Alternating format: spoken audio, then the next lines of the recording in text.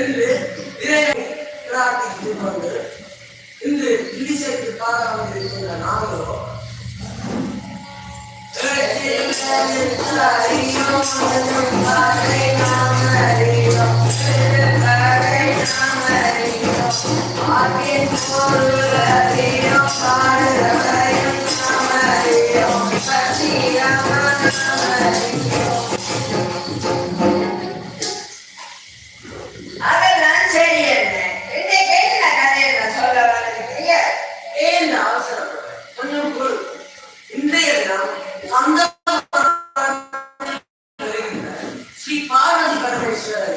திருக்கல்யாண கதையை சொல்லலாம் என்று வந்திருக்கின்றோம்.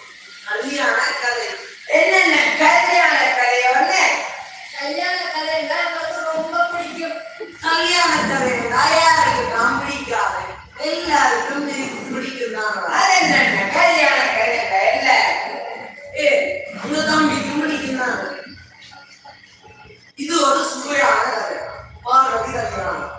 இந்த கதை இமயமலையில இருந்து தோன்றும்.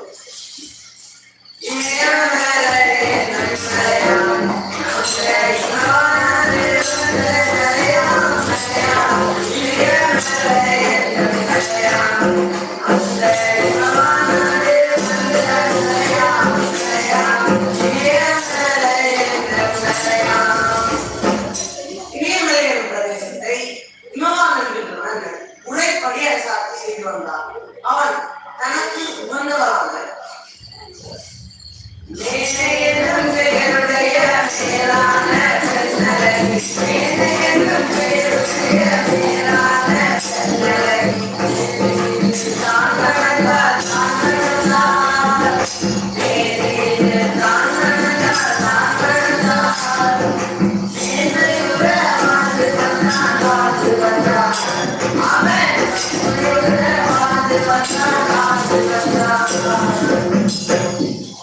இப்படியாக இருவரும் இனிதாக வாழ்ந்து வந்ததிலே இவர்களுக்கு குறை ஒன்று இருந்ததாக என்னென்ன இப்பதான் சொன்னீங்க குறை ஒன்று இல்லை என்று.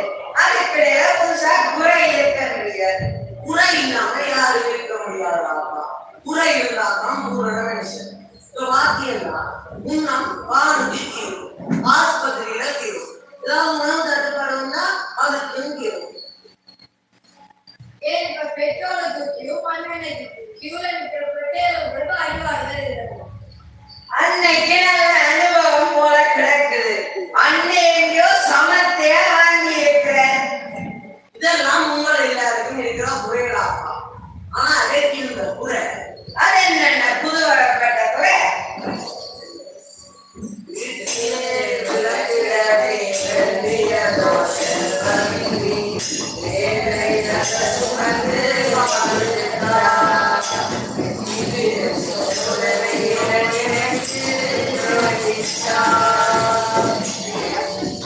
இவ்வாறு இமவானும் மேலே எம்பிரானை நோக்குதல். அப்போது அம்மி எம்பிரானை நோக்கி, பரமேஸ்வரா, இருவருக்கும் குழந்தை வளர்ந்தானை கேட்கிறார்கள். தங்கள் திருவிழம் கொண்டு இருவருக்கு ஒரு குழந்தை வரம் கொடுக்க கூடாதா? அம்பிகை, இவர்களுக்கு இப்பிறப்பில் குழந்தை வரவில்லை. இவர்களுக்கு குழந்தை வரம் வேணும் என கேட்கிறாரே, உனக்கு ஒரு குறை இருக்கிறது. உட்பிறப்பில் நீ கச்சனுக்கு மகளாக கச்சாயினி என்ற பெயருடன் வாழ்கிறாய். இந்த பெயர் மாற வேண்டுமானால் நீ அவர்களுக்கு மகளாக புறப்படுவார். உடனே அம்பிகை உடலம் சூலமாகி பூமியை நோக்கி விழுந்தது. அத்தருணம் இமவான் ஆற்றங்கரையில் சந்தியாவந்தனம் செய்து கொண்டிருந்தார். ஆற்றங்கரையில் 1008 இதழ்களை கொண்ட தாமரையில் அம்பிகை குழந்தையாக காட்சி அளித்தார். அண்ணன் அது என்ன 1008 இதழை கொண்ட தாமரை? அப்படி ஒரு தாமரை அதே மந்துவம் இறைவந்த லீலையிலே இதெல்லாம் சகஜமடா. அந்த குழந்தையை இமவான் கொண்டு மேலே இடம் கொடுக்கிறார். மேலே தன் மாற்றிருந்த அனைத்து தலைவியுடன் மேலையில் இருந்தவர் தாயை வருகிறார். அக்குழந்தைக்கு பார்வதி எனும் பெயர் சூட்டி தாளாட்டி சீராட்டி வளர்க்கிறார். பார்வதியோ நாளொரு மேனி பொழுதொரு வண்ணமாக வளர்ந்து வருகிறார். ஆராரோ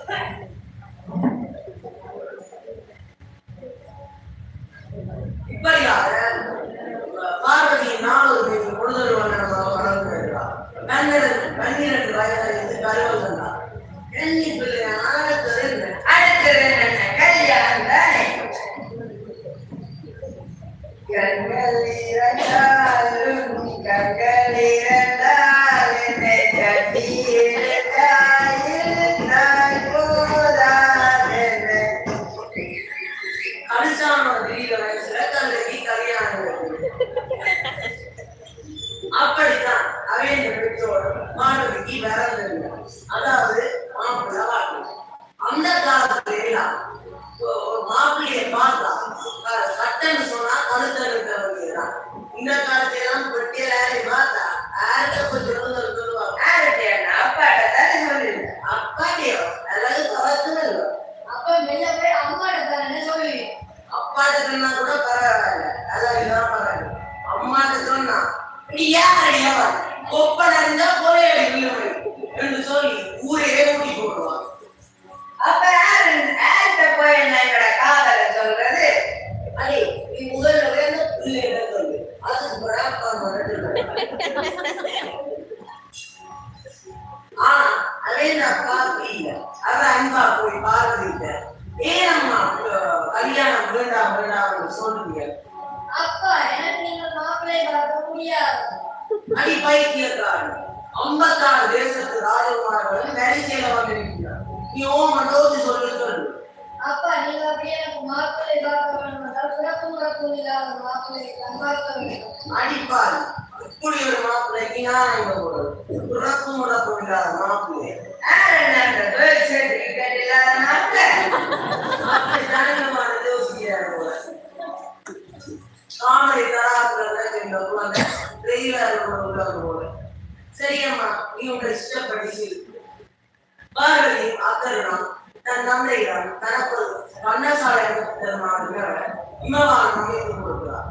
வண்ணசாலை அமைத்து 48வது நாள் பார்வதி சிவலிங்க பிரதிஷ்டை செய்கிறார்.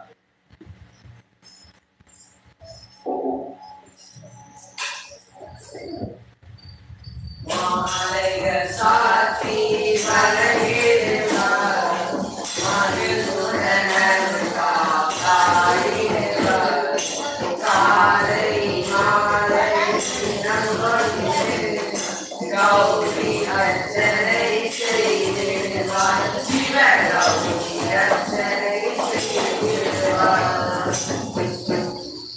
இப்படி 48வது நாள் அப்பண்ணசாலையை நோக்கி ஒருவர் வருகிறார்.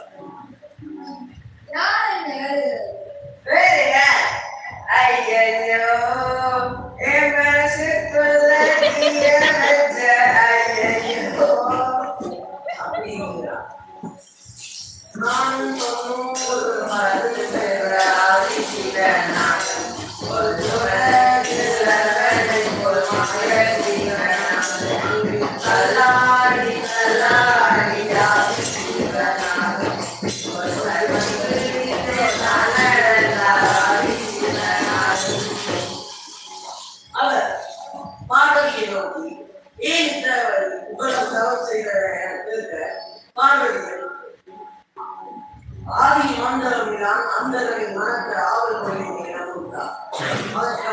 அடிப்பைத்தியக்காரி இதைகளை யாரும் மனம் முடிக்க முடியுமா? அதனால் தான் நான் உங்களை கோருகிறேன்.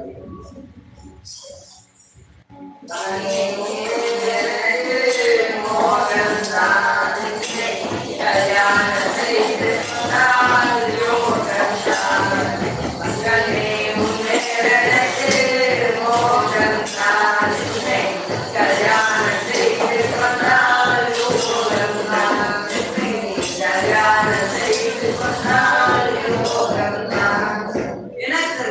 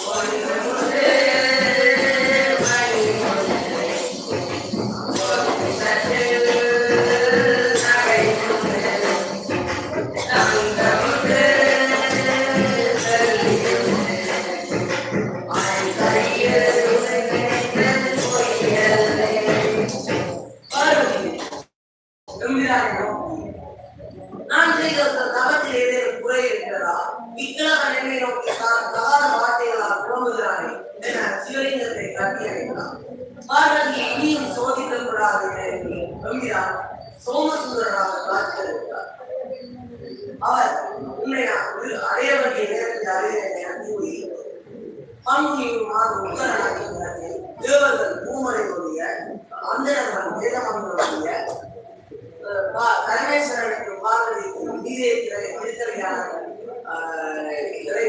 என கூறி இவ்வளவு நேரம் அந்த கதையை தெரிந்து கொண்டிருந்த நண்பர்களுக்கு நன்றி கூறி